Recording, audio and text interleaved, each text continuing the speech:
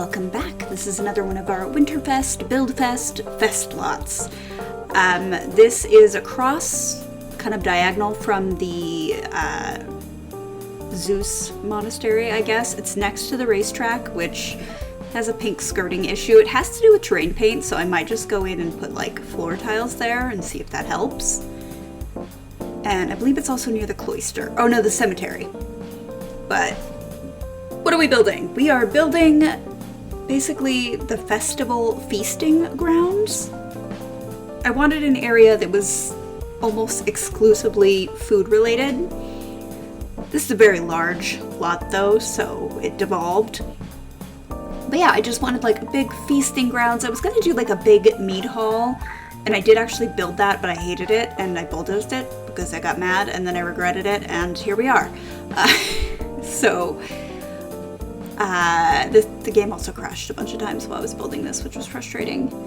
See, we have this big open area. The buildings are mostly for show, but I did have an image in mind I was working off of. It was just like schematics for a castle, but I thought it worked well. And yeah, so this is where during holidays Sims can go to eat a free meal. The king provides everything that's here. It is decorated for kind of vaguely what I imagine the next holiday will be. I do plan on saving this in the lot bin so that I will have this exact copy so I can go through and make different versions of it and place them as needed. I tend to, in Edirann, make like the seasons and the holidays based on real life because I really only play it once a year. So like in the game I've kind of been treating it as winter, and so I'm trying to make up winter holidays and things like that. I haven't gotten very far yet, but that's the goal. That's the goal for like 2025, is to really solidify religion and holidays and things of that nature. So we're gonna do that. I had that building too close, so I couldn't put the dang roof on it. But yeah, that's really all that's been going on, all that this build's about. Oh, it was frustrating. I still don't know what else I'm gonna do. Because I have quite a few that are like, I just placed them as like noble residential, but like I don't know what those are gonna look like or who those are for, or if I want them to be those type of lots in the first place. So again, I'm welcoming any and all suggestions, opinions, ideas. Please give them to me because I don't know. What else is new? Nothing really. I haven't wanted to record lately. Like, I just want it all done. And I think it's because the game has been laggy and crashy, so like I don't want to build and then I don't have time to record. I just have been super busy. I have been working on my story that I'm going to be releasing January 31st, probably will be the first post. It's like a Sims story. It will be probably posted once a week. And yeah, I have discovered I hate posing Sims. So that's fun. Because in Edirann, I do like the ending profile shot, but that's very different than like trying to pose Sims in ways that they don't look like they're posing, and also not knowing, because poses are just, like these pose boxes just say, pose 1. Cool, pose 1 for what?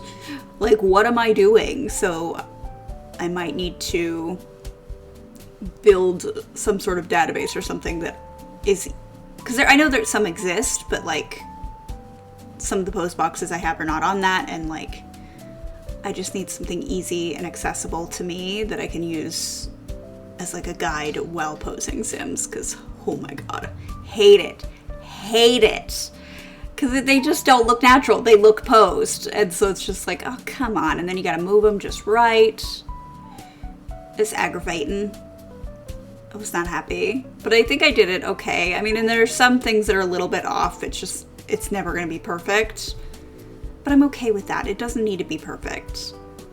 I also don't have Photoshop. I just have like free programs. So like there are also limitations there, and we're just gonna have to accept that as reality.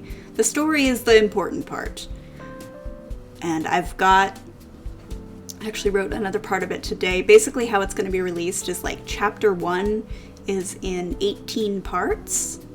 Just kind of introducing the story, introducing the characters, introducing the world that they find themselves in.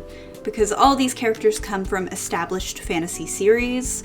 So A Song of Ice and Fire, Wheel of Time, Skyrim, Lord of the Rings, like from established fantasy series, they end up in this new world and things are happening, and I'm really excited because it's a way to build my own world but to still have like some kind of structure, especially for the characters, even though none of them are like, as you see my game crashed, like I have Targaryens, but it's none of the named Targaryens. It's like an alternative reality already, and then they're being thrown in a even more different place, so I'm excited. I like our Targaryen protagonist, because of course there is one. And I also like where it's going, but there is going to be a lot of like, while there's structure, it's going to be loose as well. Like I want people to be able to be involved in the story, so like I might have a poll for a little while and there'll be my little mini side quests where we're following a specific character when things are happening and things like that. Like, I want it to be interactive, and I'm really excited about the concept of that. So we'll do the chapter 1 essentially, and then after that, sometimes it might be a little bit more gameplay. Sometimes it'll be very, very heavily story based, and there won't be much input from the audience. Like, I want it to be flexible, if only for my own sake, but it is getting me to write every day, which is the main purpose. Is I need to like train myself to write every single day at a specific time, either a certain amount of words or just a certain time frame. And I really struggle with that. I don't have discipline at all. So yeah, it's a problem for me, and I think this is a good way for me to kind of get in the habit of writing every day and of working on something like this every day. And I've always wanted to tell some story anyways. I think up next on the docket, I have to make all of the background Skyrim heroes. We're only really going to see them in the beginning of the story. They're not going to be in the main part of the story, but I've always had this idea that like, because in Skyrim you could be the leader of the Thieves Guild, the leader of the Dark Brotherhood, you could be the top wizard, you could be all these things at once.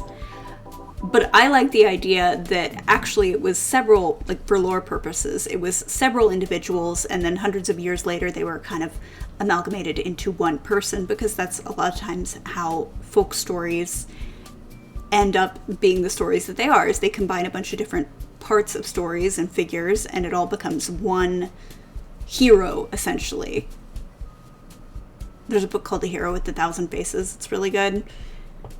But yeah, so that was kind of my idea with that, is it's actually multiple people. We won't see them in the story proper. We'll probably see them in flashbacks, maybe, but they aren't going to be in the story itself. I just wanted to use other people's Sims, and I had one volunteer, but the rest are all Sims that I've downloaded that I just really, really like. So, like, there's that. I do need to make one, though, because I really like Rufus Sewell, and I think he just has a very interesting face. And so I'm going to make him as one of the background characters, because he's been on my list forever, and so I'm just going to make him even if he's not used. And yeah, that's basically it. I'm decorating the tables now. That's like the outdoor area where they eat. I am going to skip ahead because I stopped recording for a little bit because I was just getting into the pedantic stuff. And then I forgot to start again.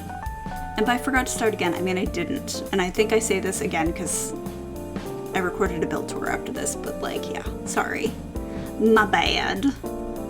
But you'll get to see the whole lot. We'll do a proper tour, and I'm really happy with it. I think it looks so great. I think it looks amazing from lot view, and like, I'm so excited. Like, lot from other lots in the background.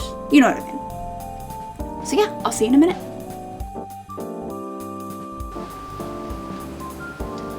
Okay, so here's where I'd like to tell you that I lost the footage and I have to do a lot tour. But that's not the truth. That's not the truth, Ellen. What actually happened is I just got so invested in building that I didn't record any of the decorating. So this is like the final result of the feasting grounds. Like I said, this area is very geared towards just eating. Anyone who comes here gets to eat during the festivals. It's set up currently for like winter holiday situations. We do have some like rare plants that they are able to gather from most of them, but like there's no charge or anything because the king was just being magnanimous over there. I've got a stable with some horses, a pigeon coop. There's a little musical area here. I was really struggling at first with how to fill up this space before I kind of settled on this configuration. What I'm going to end up doing is saving this to like my lots and houses and packaging it.